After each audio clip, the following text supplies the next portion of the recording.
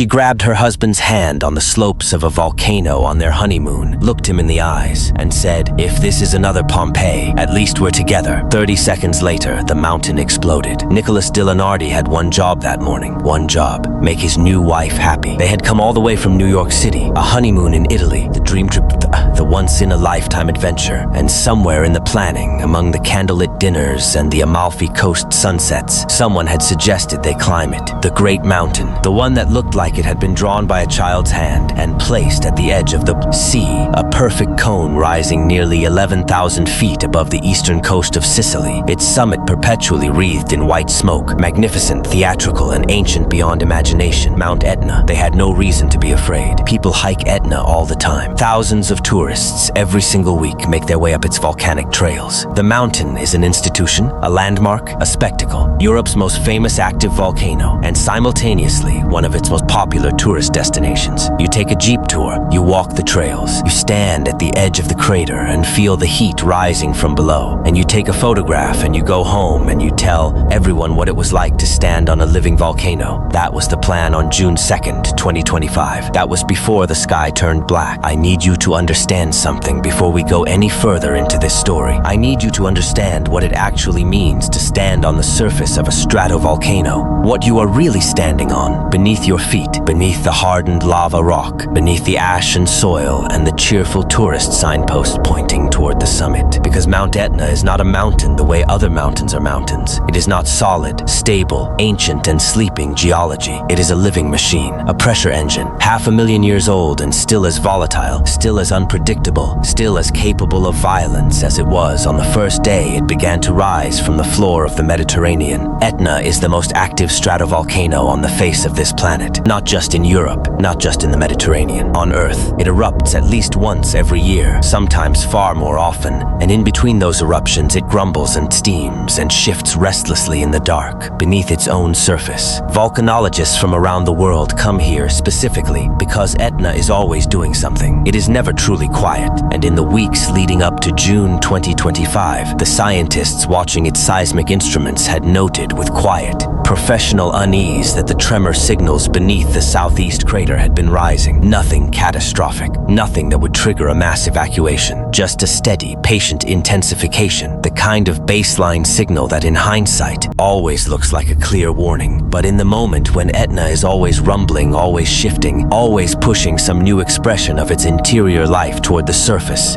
it is almost impossible to know which tremors are noise and which ones are the machine finally deciding it has had enough. The night before it happened, the night of Sunday, June 1st, 2025, was quiet on the mountain, beautiful even. The last of the evening light fell over the slopes in long, warm Mediterranean bars of gold. Sicily was preparing for a national holiday. June 2nd is the Festa della Repubblica, the day Italy celebrates the founding of the modern republic, and people across the country were relaxed, unhurried, in the particular easy mood that only a national holiday brings. Hotels in Catania and Taormina were full. Families were planning their days. Tour operators on Etna were preparing for one of their busiest days of the early summer season. At 11:39 that Sunday night, something changed in the mountain's interior. Italy's National Institute of Geophysics and Volcanology, the INGV, the agency that watches Etna around the clock from its Etnian observatory, recorded the first clear shift in the seismic data, a change in the tremor pattern, the kind of signal that tells an experienced volcanologist that magma is on the move somewhere, deep inside the rock. Pressure that has been building is beginning to look for a way out. The machine is starting to wake up. By 4:14 in the morning, it had found one. While Sicily slept, while Nicholas and Marcello DiLeonardi lay in their hotel dreaming of the day ahead, the southeast crater of Mount Etna opened up and began to fire into the black Sicilian sky. Strombolian explosions, that is what volcanologists call this type of activity. Rhythmic, intermittent bursts of lava and volcanic gas, each one hurling incandescent material into the air above the crater before it falls back to the surface. In the darkness before dawn, it would have been breathtaking to see from a distance, glowing orange bursts against the night sky, each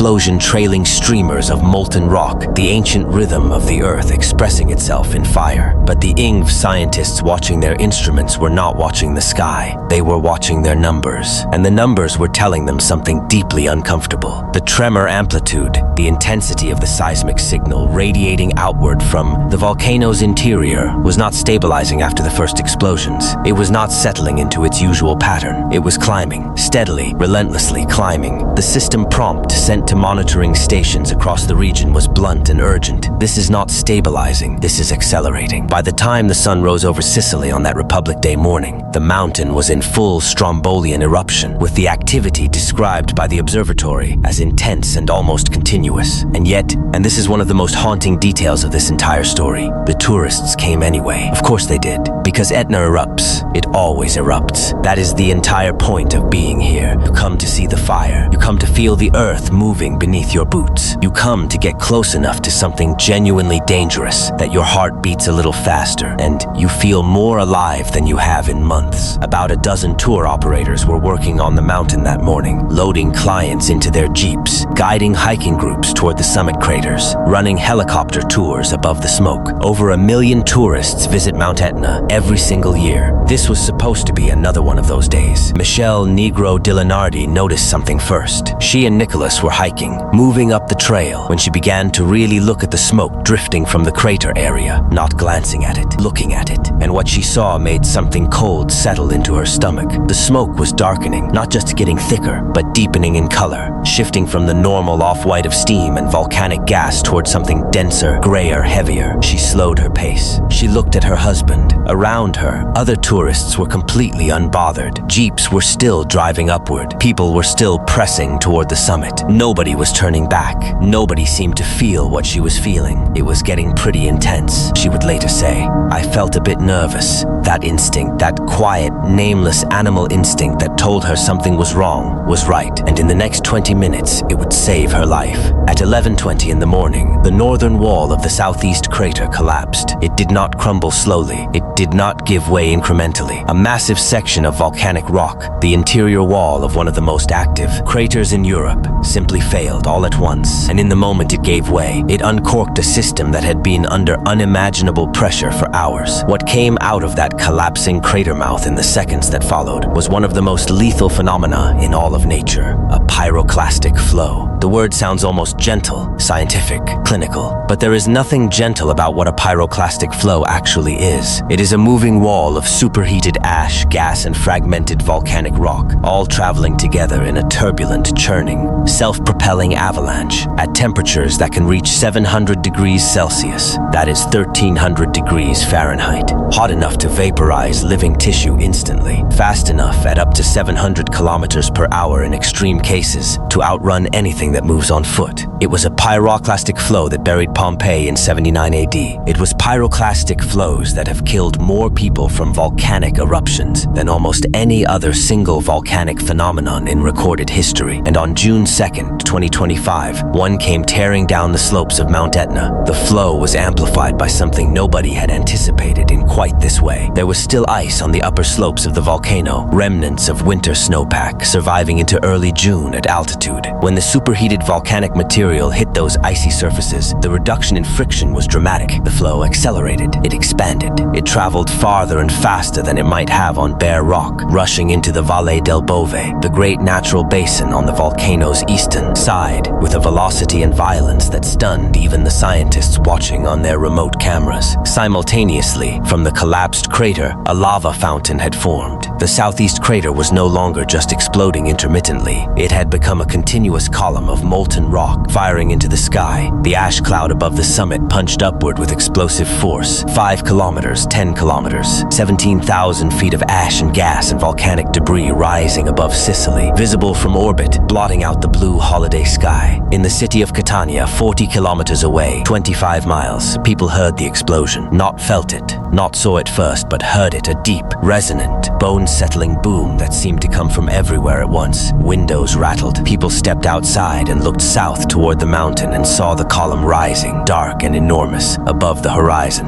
In Taormina, 50 kilometers distant, the same. That sound, the sound of a mountain tearing itself apart, traveling across 40 miles of Sicilian landscape, and arriving in the streets of living cities like a message written in the oldest language on Earth. On the slopes of the volcano, there were no more jeeps driving upward. There was only running. Social media videos captured what happened in those minutes. Shaky, tilted, breathless footage that would be shared millions of times around the world in the hours that followed. Tourists stumbling down rough volcanic trails, ash beginning to fall like gray snow around them, the great dark cloud expanding behind and above them with a speed that seemed impossible for something so massive. Some people were crying, some were silent, saving their breath for running, some were still, and this detail will haunt you, still raising their phones, still filming, because even in genuine terror, even with a pyroclastic flow on the mountain above them, some part of the human brain simply could not believe that the danger was real. A few hundred yards from where people were sprinting for their lives, other visitors stood calmly and took photographs. Helicopter pilot Marcello Moro had been above the crater area when the collapse happened. He watched from the air as the eruption went from dramatic to catastrophic in what felt like seconds. He did not hesitate. He did not circle for a better view. He turned his aircraft and put as much distance between himself and the summit as he could, as fast as he could. The activity became stronger and stronger, he said afterward, still clearly shaken. So I decided to get far away and to go for landing. Nicholas DiLeonardi was on the slope when it happened. He grabbed Michelle's hand, and in that moment, in the middle of a national holiday, on their honeymoon, on the slopes of a volcano that was tearing itself apart above them, he said the only thing that came to him. He thought about Pompeii, about the city that was simply erased in an afternoon 2,000 years ago, about the people who never got to leave.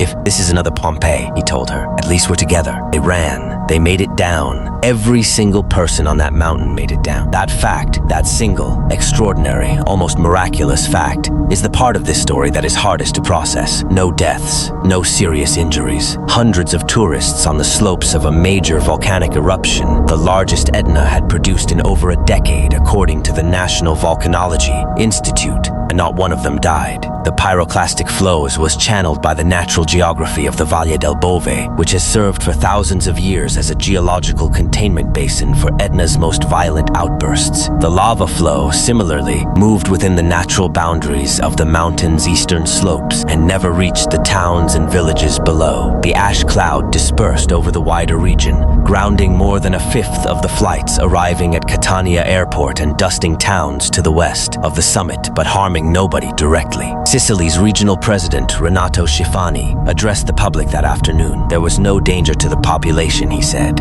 He thanked the emergency crews for their immediate response, praised the civil protection protocols that had activated across the region, and called for maximum caution around the summit until the situation was fully assessed. He said what every official in the region was saying. We were fortunate. He did not say how fortunate, but the scientists understood. The Etnean Observatory began its post-eruption analysis in the hours after the worst had passed, and what they found was a landscape dramatically transformed. The northern wall of the southeast crater was gone, collapsed, and carried down the mountain in the flow. The crater itself had changed shape. The geology of the summit area had been altered in a matter of hours in ways that might take years to fully understand. The eruption lasted approximately 10 hours before the lava fountain finally stopped and the explosive activity began to subside. Ground survey teams moved in carefully, mapping the pyroclastic deposits, documenting the lava flow boundaries, building the scientific record of what had just happened. High above, the European Space Agency's Copernicus Sentinel-2 satellite was already transmitting its images back to Earth. The eruption captured in extraordinary detail from orbit, the plume and the lava flow visible in both natural color and thermal infrared, a river of fire winding through the geography of Sicily as seen from space. The images would be shared globally within hours. The social media videos would go viral. The story of the honeymooners from New York,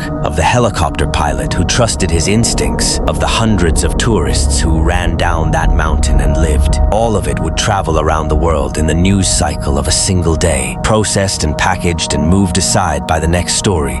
the way the news cycle always does. But here is what does not get moved aside. Here is what stays. Mount Etna is not finished. It was never going to be finished by one eruption, no matter how large. In the days after June 2nd, the INGV's instruments still showed elevated tremor levels. The mountain was still speaking, still moving, still processing, still working through whatever geological equation produced the events of that morning. Whether another major eruption would follow in weeks or months, whether the energy had found its release or merely its beginning, these are questions that science can approach but never answer with certainty, because the Earth does not negotiate with our need for certainty. Next season, there will be tourists on those slopes again. There already are, because people always come back to the fire. We are drawn to it the way we have always been drawn to it. Since the first human being stood at a safe distance and watched something enormous and incomprehensible burn, there is something in that pull that is older than language, older than civilization, a desire to be close to the power that we cannot control, to feel the smallness of ourselves against the scale of the Earth, to be reminded that we are alive by standing next to something that could take that away. But June 2nd, 2025 left a question hanging in the Sicilian air, drifting with the last of the ash, a question that the honeymooners felt in their bones as they held hands on that darkening slope, that the pilot felt as he turned his helicopter away from the smoke, that every single person who ran down that mountain felt in the thumping of their own terrified heart. How long does your luck hold on a mountain that never stops burning? Mount Etna has been erupting since before the first human being walked the island of Sicily. It will be erupting long after the last one leaves. Does not know about Republic Day or honeymoons or flight schedules at Catania Airport. It does not know about us at all. We are visitors to its surface. Brief,